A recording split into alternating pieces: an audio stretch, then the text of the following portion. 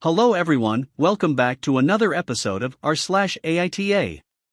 In today's episode, AITA for giving my mom an ultimatum, she either gets on board or opts out.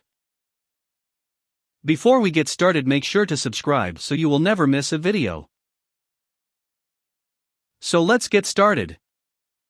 AITA for giving my mom an ultimatum, she either gets on board or opts out.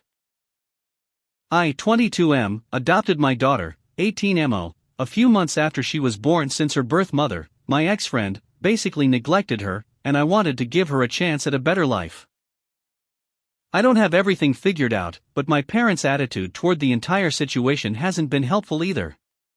They've never explicitly stated their opinions, but I know they think I basically threw away my life for my daughter. That's not even the case though. I kept up with schooling, and I'm taking the MCAT in a few weeks.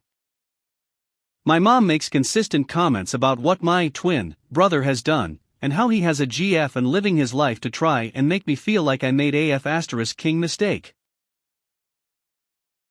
I got kind of fed up with everything and told her that she can either accept the situation and get on board or just opt out. She doesn't have to play grandma to her if she doesn't want it, but she just thinks I'm overreacting, and she's thinking of the best for me. NTA. It's a done deal. You're an adult and made your decision. Which is different than your brother's. Like you said, get on board or opt out. You are so right. Your mom will find out down the road what her decisions now will cost her. She will have no one but herself to blame when you and your daughter want nothing to do with her. I can hear your daughter now, Grandma who? Oh, how I hope that happens. Your mother is being hateful. NTA. I have kids. I get it. Your parents get on board or they GTFO. I don't care if it's your biological kid, adopted or grown in a lab. That's your kid. Period. I agree. What is he going to do?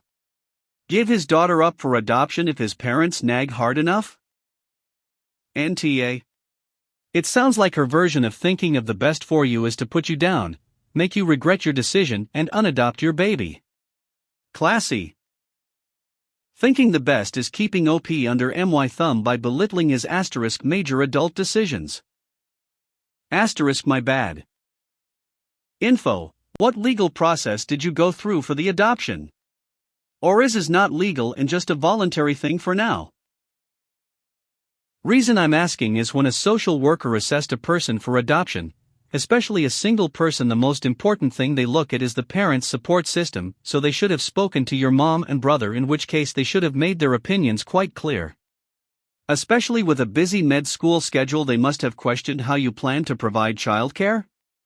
If this is just a voluntary thing for now, and you haven't got that far, I'd start prepping for how you are going to answer these questions. Don't go through a private adoption agency if you haven't already. Most of them are nothing more than baby brokers. It was a private adoption. I might get downvoted, but I am going to say NaH. It's good that you want to give this baby a better chance at life, but are you sure it's with you? You are 22 and about to enter med school, which exhausts you mentally, physically, and financially, along with being a single parent. You even said that you don't have everything figured out, which is not a good situation to be putting a baby in. You should have had a figured out game plan when it comes to parenting. Your mom may just not want you to have unnecessary stress. And you said you are stressed already. What's going to happen with med school? He's had the child for over a year already. He's obviously going to make it work. I don't understand why people are so judgmental about this. If he is a good person, he will make it work. NTA, you are an amazing person for doing that. Wish there were more like you out there. You give that baby the life she deserves. You will be a great father. I believe OP is a man, 22M. You're naive to think that you'll manage med school and a child too young for school. Most med students have to take out extra in loans to cover their living expenses because there isn't enough time for a job, and that's usually around $200,000 min, assuming you don't have a lot of loans from undergrad. Who's going to watch the child? Daycare is super expensive, and not many fresh college grads are up to babysitting for free. Not to be harsh, but it doesn't sound as if you really thought about what adopting a child meant in the long run. Med school isn't my only option, and I did think about this decision.